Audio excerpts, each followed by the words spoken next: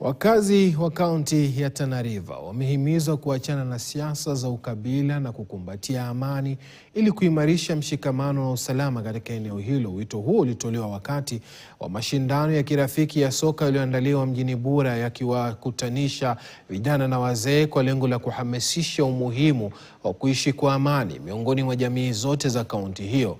Haya yanajiri baada ya serikali kutangaza operesheni ya kuondoa silaha haramu katika kaunti ndogo ya Bangale kufuatia mpigano kati ya jamii mbalimbali yaliyosababisha vifo vya angalau watu 6. Kwa mujibu wa vyanzo vya kiusalama, silaha 30 haramu zilikuwa zimekabidhiwa hadi Jumapili iliyopita.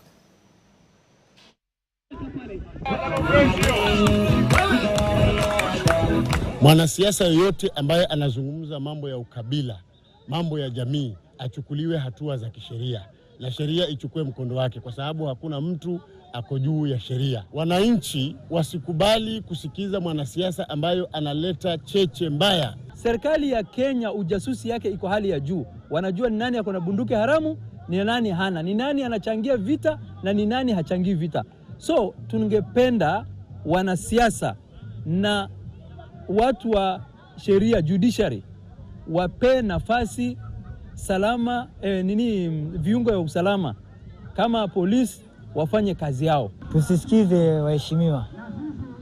Ati mheshimiwa kuja kupatia kitu akwambie anza vurugu kwa sababu wanapingana na mwenzake hivyo. Sisi tukue kitu kimoja. Amani ndio kitu muhimu, sababu bila amani hakuna kitu inaendelea. Na mambo kama hii, mambo ya football inaleta mchanganyiko, vijana wote, hakuna mambo ya ukabila. Tukikaa maisha kama hii tunakuta hakuna shida inatokea. Serikali imezindua rasmi ofisi mpya ya utawala katika